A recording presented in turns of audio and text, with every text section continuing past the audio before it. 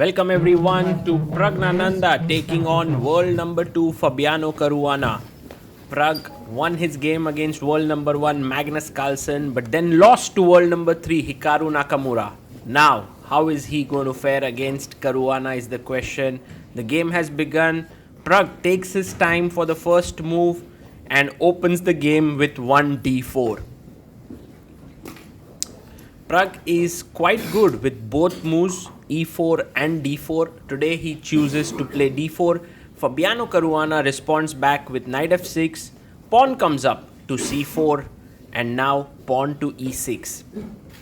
Caruana has had a wonderful year in 2023 and in the candidates tournament he was almost close to tying for the top spot and then forcing the tie breaks, but just the unfortunate last round led him to settle for the joint second spot. Now Prag has gone for the Catalan here and Caruana quickly plays bishop e7. Bishop comes out to g2, so they are playing the main line. Now Fabi castles, Prag also will castle here, so nothing new under the sun. Will Fabi go for the closed Catalan or open one with d takes c4? He takes on c4 and this is one of the most popular lines from black side in order to equalize.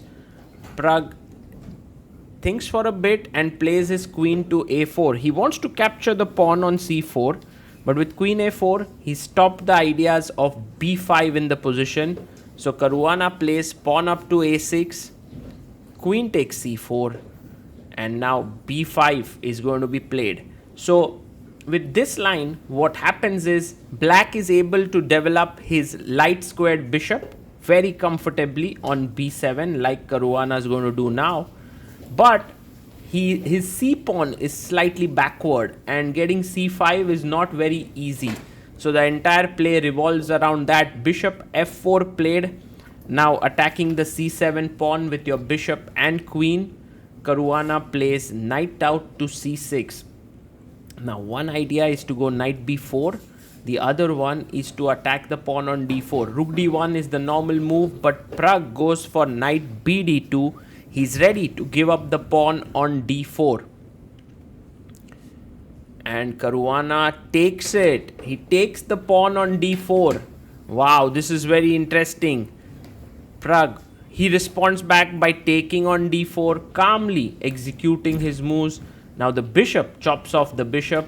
You can take here, but then the queen would just take back the knight. So an intermezzo here. Knight takes e6, attacks the queen. You can't really defend this because of knight c7. So Caruana takes it and now Prag takes back the bishop. So what's the result of this small little combination that was played by Prag? Well, the result is that Caruana is left with a weakened pawn on e6, but on the other hand, what is very important to be seen is how black pieces are tremendously active. The knight is well placed, the rook is on the open file, bishop e5 is played, and now the pawn will come up to c5. Yes, he's played it. Pawn to c5, gaining space in the position. And now Prag brings his knight out to f3, calmly playing his moves here. White has a very small edge, I feel, because of the better structure, but now you can see how Caruana makes use of the fact that there is no pawn on f7. He wants to bring his queen out here and then put pressure on the f file. White brings rook a to d1. And Prag now has his rook nicely trained on the d file. Caruana brings his queen to h5. So the idea now is rook takes f3, pawn takes f3 and queen takes e5. So Prag brings his queen to e4, defends the bishop very calmly, and also now if he gets some time to play, let's say b3 and bring the bishop back, that could be interesting. So rook a d8 played. Will Prag play like b3, just put the bishop back? Well, he actually aims for a4, opening up the a file here and trying to put some pressure on the queenside pawns. Caruana brings his queen to f5, offering a trade of queens. And Praggnanandhaa now has to simply decide what to do. I mean, trading is perhaps the best. He takes, and this improves Caruana's structure. E takes f5. But for a brief moment, you do feel that black's pieces are a little bit soft. You know, the knight on d5 is attacked once, defended once. Caruana takes back. And now what does Praggnanandhaa do? Well, he brings his rook to the open A file. He wants to get in from here and attack this way. That is his plan. And Caruana defends with rook a8. He just blocks the A file. But maybe now rook f to d1 is possible. So he brings his rook, and essentially Pragg is saying that I want to take your rook and then take the knight. And if you want to avoid it, and if you take the rook, then my rook gets the open file. So Caruana simply moves his knight back to f6, and the knight is looking at this juicy e4 square to settle down. Pragg plays his pawn to b3. The move does two things. One is that it kind of stops these two pawns from advancing. The second is the rook is now defended. So after knight comes to e4, now Pragg no longer has to worry about his rook on a1 and can actually move his rook to the 7th rank. And he does it. He brings his rook into the camp of black. White's advantage right now is not huge, but it is definitely important for black to remain accurate. Bishop f6 is played. Pragg takes on f6. Now knight takes back is the normal move here.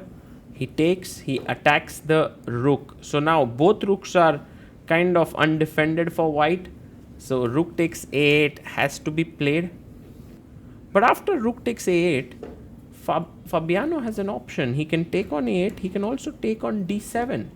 But then maybe Pragg would play rook a7 and keep the active rook.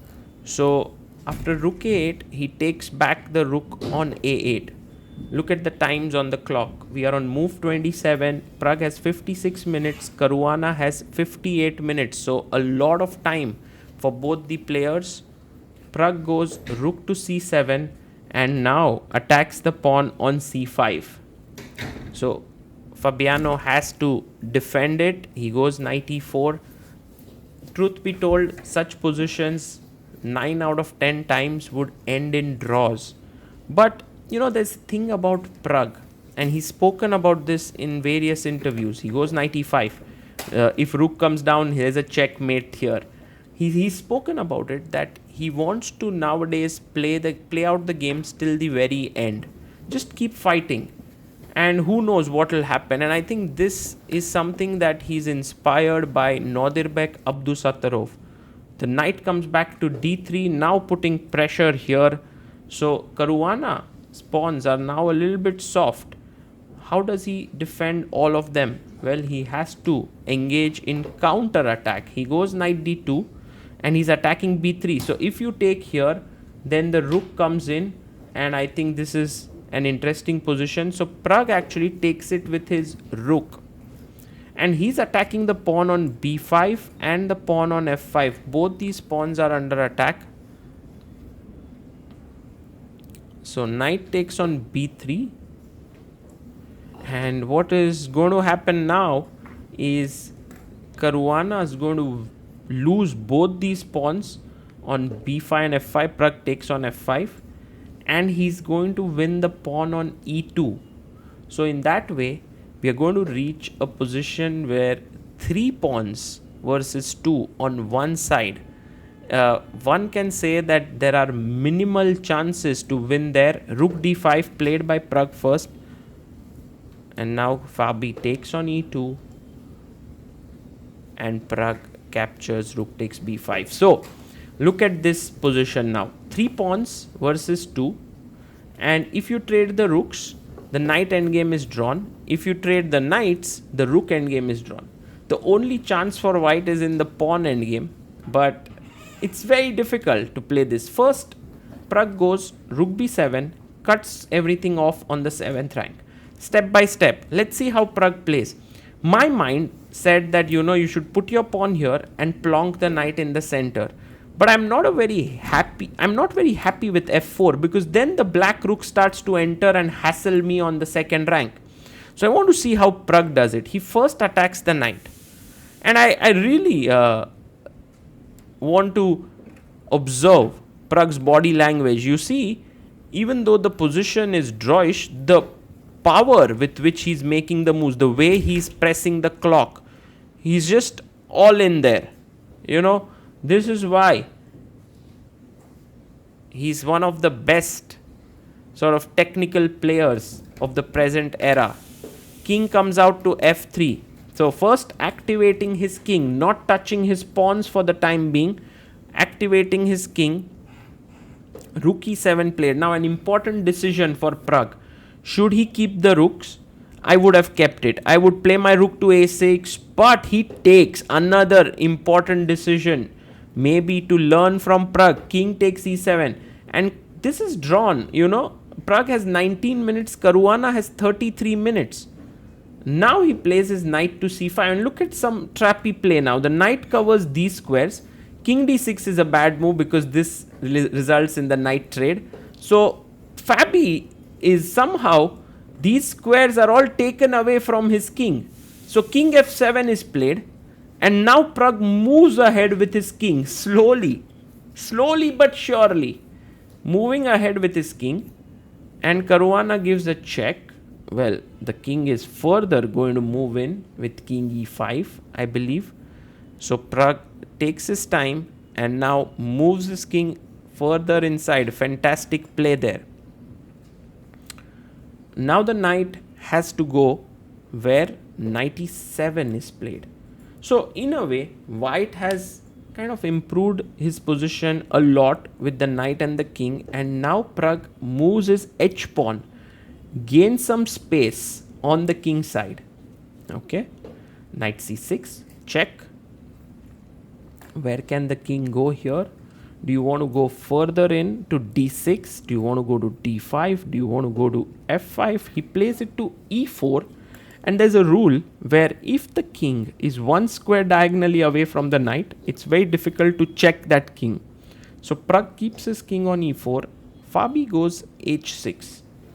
And now Pragg plays his pawn to g4. He wants to go f4, f5, maybe g5, maybe h5. I don't know. He's just slowly and calmly improving his position. Knight goes back to e7, and now the knight comes to d3. Some plan of putting his knight on e5 with a check. Caruana brings his king up to f6, and Pragg brings his knight to f4. So he's threatening knight d5 check, and he has 7 minutes on the clock. Caruana has 21 minutes. Now if knight d5, the pawn endgame is lost, but he plays g5. Caruana very quickly, because now knight d5 takes, there's gh4, and the position is drawn. So Pragg takes. Now if he must take with the king, if he would have taken with the pawn, knight d5 is winning for white. So he takes with the king, pawn to f3. Slight improvement in the position of Pragg, it feels. But actually, Caruana has simplified the position to such an extent that it is now a draw, because if the knight moves, there's always h5 that can be played. So Caruana has everything under control here. Pragg goes knight e6, check. And now you can go king h4, you can go king g6, you can go king f6. He goes king f6, calmly attacking the knight. And Pragg offers the knight for trade. Again, not a good idea to trade. White is completely winning here. So Fabi has to avoid the knight trade. He goes knight to e5. And now Pragg simply plays his king to f4.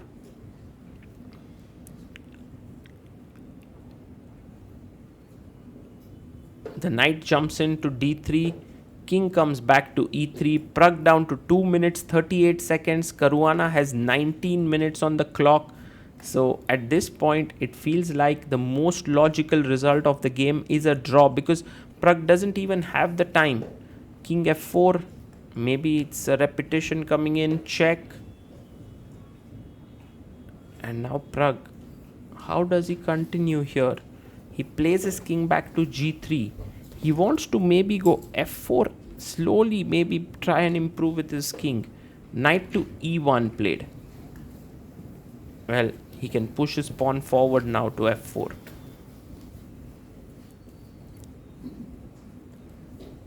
You can see Praggnanandhaa taking his time on the clock. Now down to 1 minute 30 seconds. It's also quite impressive how Caruana has managed his time, because he has 15 minutes on the clock. In spite of having an inferior position, he's kept a time lead. Knight comes back to f3, and now the knight goes to b4.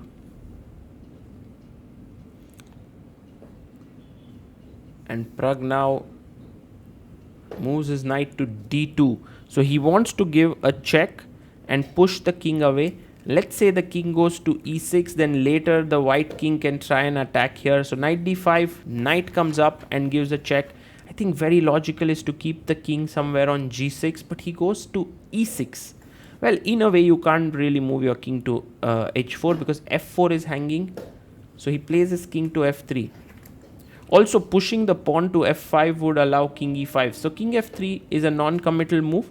Knight goes back to e7 and Pragg goes knight g3. You can see how Pragg is playing his moves very quickly. Now he's eyeing the h6 pawn. King d5 played by Fabi, and king comes to e3.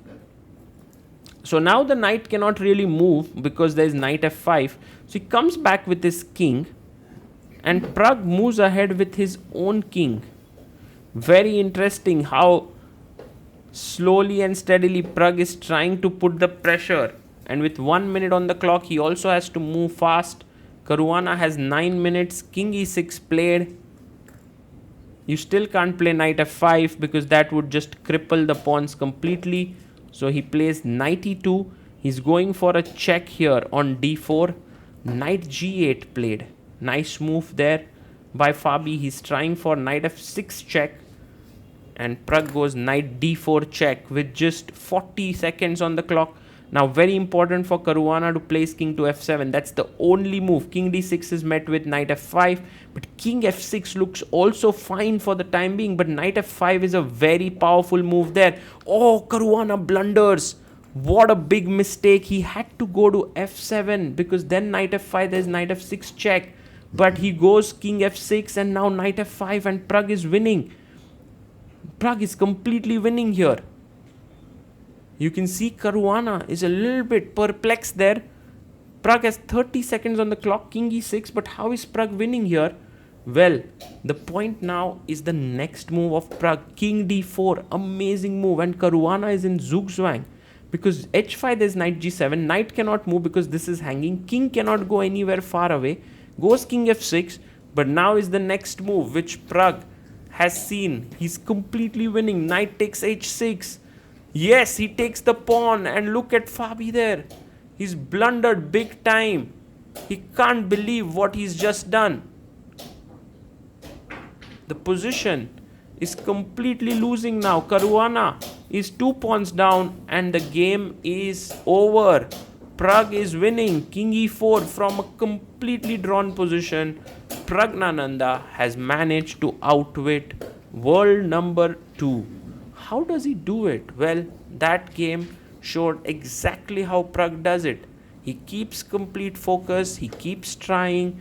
He's very, very interested in the game. He's calculating. And then when the opponent blunders, he's there to take advantage of it. Knight comes to f7, and now this is quite an easy thing for Pragg. Even though he has just 20 seconds on the clock, converting this is not so difficult for a player of Pragg's caliber. He brings his king up, king to f5, and Caruana now gives a check. King moves ahead, king to e6. Knight goes to c6. Maybe it's time to push your pawn forward. Yes, f5 on the board. He gives a check. But now Prag can just move his king to f6. Once again, one square diagonal to the knight. Black goes king g4, and after knight d6, everything's well protected. Yes, knight d6, and now the g pawn is simply running down the board.